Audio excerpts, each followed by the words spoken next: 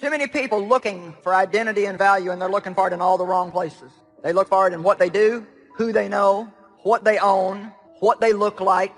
And I think that we need to do our best to look as good as we can. All I can say is take what God's given you and do the best you can with it. But don't be comparing yourself with somebody else.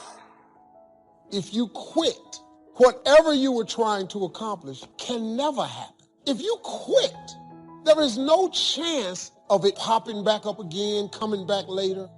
Quitting is guaranteed failure. When you're trying, you're going to fail. You have to make sure that your dreams and goals are so big that not accomplishing them is not an option. When someone closes a door in your face, God allows them to close the door in your face. All God wants you to do is walk up the hall, because I can promise you, he got a better door that he wants you to go through than the one that got shut in your face.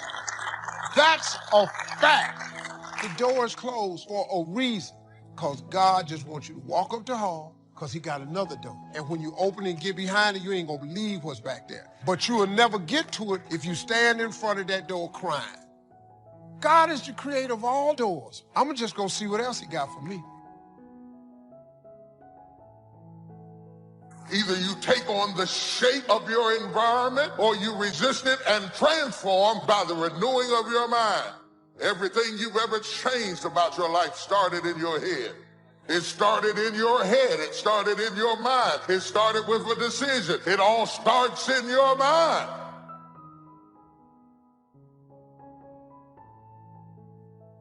An anxious and a worried mind is not normal.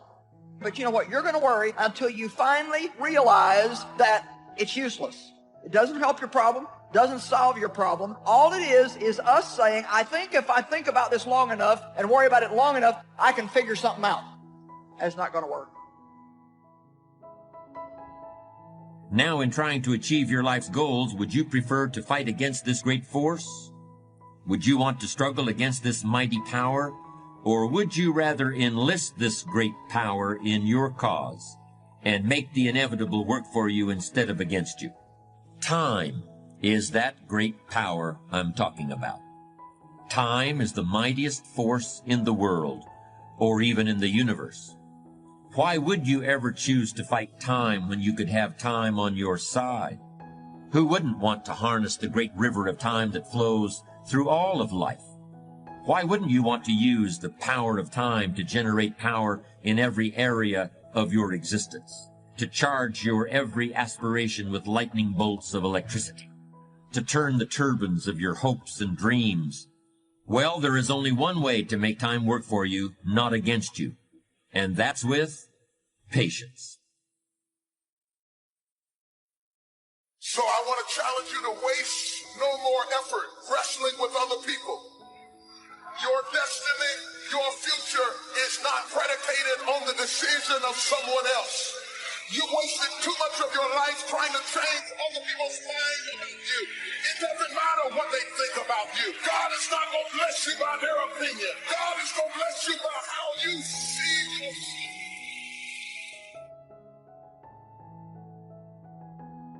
I must be inclined that it's somebody who's holding back on a decision, holding back on moving forward, and you're holding back because of fear. Fear of being rejected, being replaced, fear of people that you want to accept you won't accept you, fear of moving out. When fear controls you, your decisions become illogical. And it's a problem because God is not the author or the generator of fear. It is a spiritual attack that comes against you in spiritual ways. And because you are up under attack in your spirit, in your mind, in your emotions, you are lonely. No matter who you're around, no matter how many people know you, you end up alone because you are up under a private battle that you can't talk about.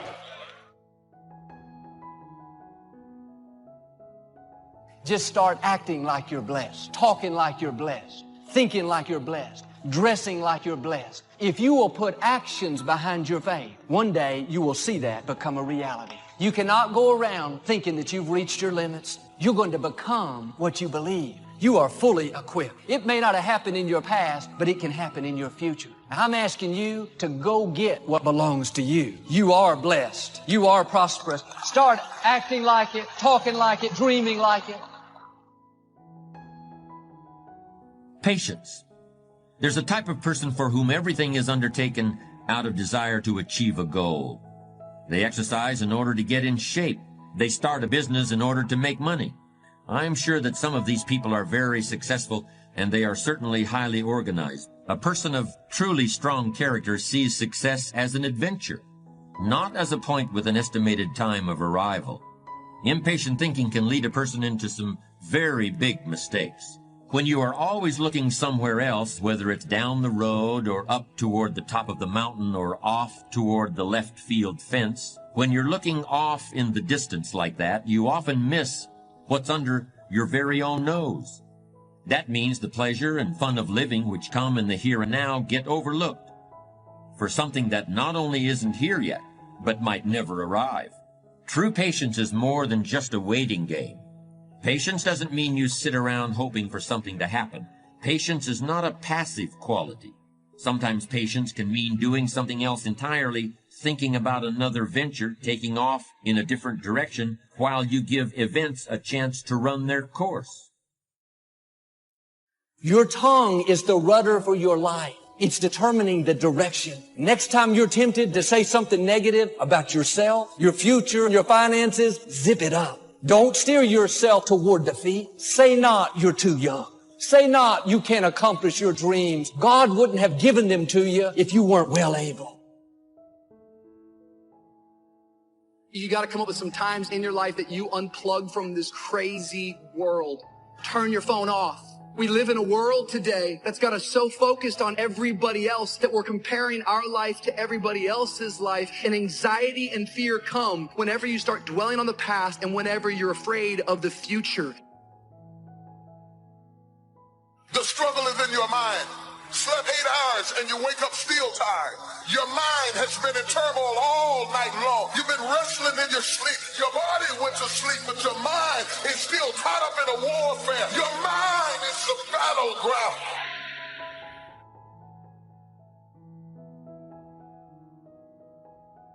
Don't live frustrated, thinking that there's something wrong with you, trying to prove to them who you are, trying to convince them to affirm you. Let it go. There's nothing wrong with you. If you had to have it, they would give it. Since you don't, shake it off. Keep your head held high. Your value doesn't come from people. It comes from your Creator. It's strange, but young people have a much more difficult time with patience than people who have more experience in the world. It seems like the older people get, the more able they are to wait, despite the fact that sometimes they have considerably less time to wait in. You could argue that older people ought to learn how to act quickly and decisively, while younger people need to learn how to wait. When you're young, you really have just about all the time in the world, and you just can't wait to use it. For a young person to have patience is a rare and powerful thing. How can we explain that impatience of the young? Maybe it's because when you're a teenager or in your early 20s, 1 year seems like a very long time. But more mature individuals can actually look back 10 or 20 or even 30 years, and they can use the knowledge they've gained to create patience and a sense of perspective. You think things are gonna just go your way? Well, they're not gonna just go your way. You gotta make them go your way. You think things are gonna just happen for you? Well, they're not just gonna happen for you. You gotta make them happen. You will become whatever you cultivate. Whatever you feed, that's what's gonna grow in your life. I'm saved, but I gotta change my diet. I'm saved, but I gotta change who influences me, who speaks into my life, who leads my mind, who determines what look good on me, who determines what I can do and who I am. What's wrong with you is all those people who knew you win, because if they knew you win, they'll hold you to back then. I gotta go.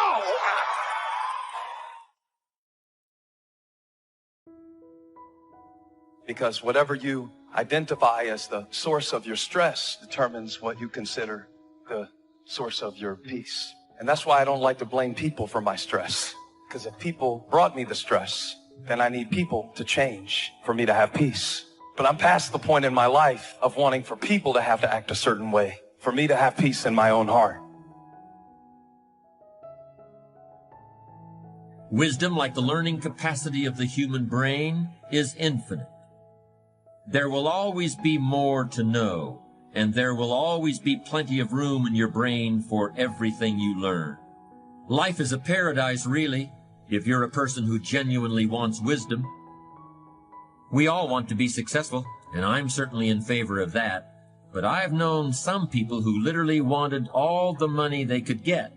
Not what the money could buy, but the money itself. Wanting all the money in the world is like wanting to know all there is to know in the world. Except the man who wants all the money is miserable.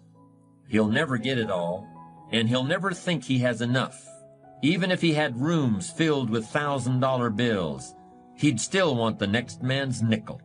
And he'd be in pain about that, filled with envy about it. The man who wants wisdom also wants to look back over his shoulder at the other guy, but he just wants to see what the other guy is reading. And if the other guy is reading a book he hasn't read yet, he's actually happy about it. He looks forward to reading it himself. You don't have to give up something in order for me to have it. You can give me your wisdom and now I'll have it, but you still have it too. When one person shares wisdom with another, neither person is diminished. In fact, both are made wiser. Giving and taking is such a basic experience for most of us, but the whole concept of giving and taking doesn't really apply to wisdom. There's no giving and taking, there's only sharing. Unlike the other things people hunger for, wisdom is...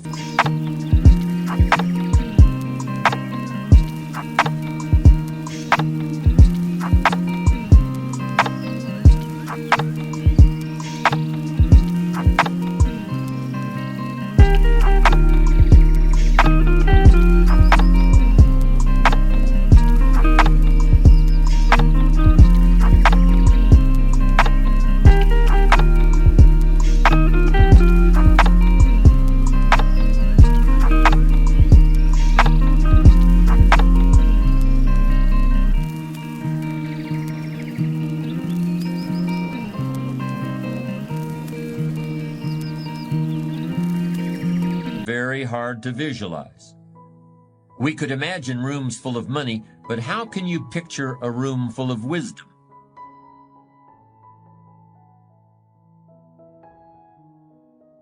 So easy. So easy to put things off. So easy to say, you're going to do it tomorrow.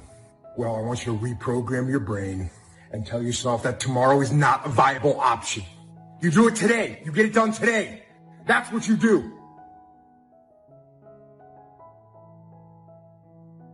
It's not what's happening to you that's hurting you. It is the threat of what could happen to you that is stealing every good day you got. You can't enjoy the good days because the enemy is threatening you, so you don't get any peace when things are well, and you don't get any peace when things are bad. Because when things are good, you're worried about them going bad. And when they're bad, you're dealing with what bad happened, and you haven't had any rest. You've had sleep, but you haven't had rest. You're tired when you get up. You're tired when you go down. You are up under attack.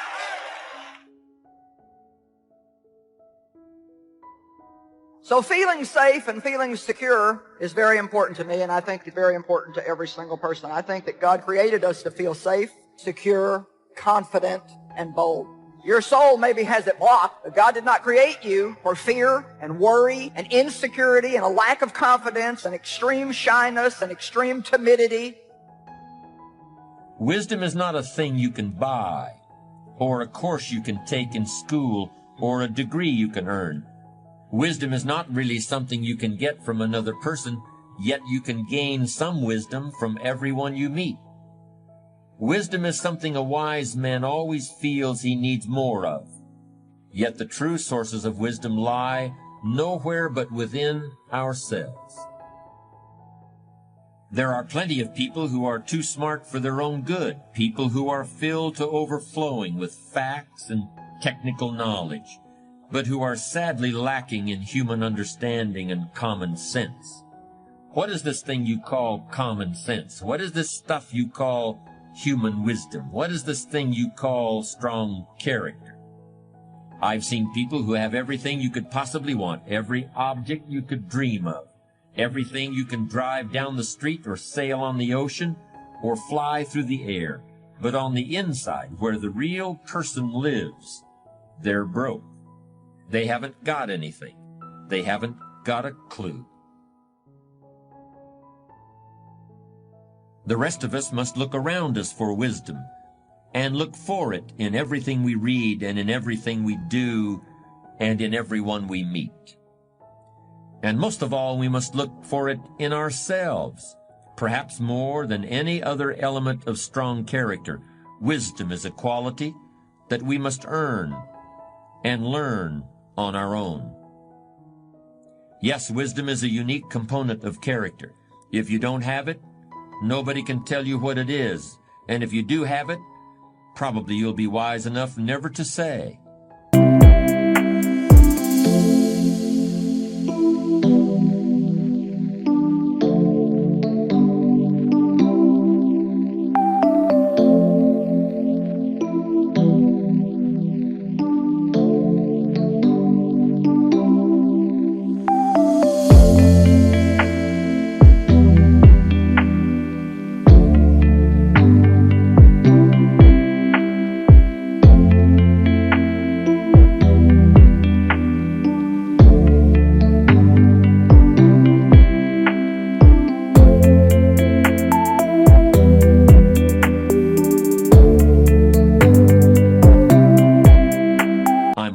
Person. Part of wisdom is knowing what you lack and looking for it and asking for it. Another part of wisdom is knowing, at the same time as you ask, that there are no final answers. There are always more questions. There are always more things and people you don't now know and haven't yet heard of or seen. So you may have that retirement package. You may have the medical benefits, the pension, the Sunbelt home, and a steady income you can live on. What good is it if you're isolated? And I don't mean just physically alone. I mean isolated from a real sense of connection with what's come before and with what lies ahead. It's here that wisdom provides very real, very practical benefits. It's wisdom that provides a sense of life's value and assurance that all the effort has been worthwhile. There's no question that we must take care of our material needs, but a fulfilled life requires meaning as well as substance. Wisdom is the fruit of experience. Experience is something everyone gets if they live long enough, but not everyone knows what to do with it. Wisdom comes from seeing the world and the people in it, and from noticing patterns and connections, and from using what other people let you see of themselves in order to understand your own self.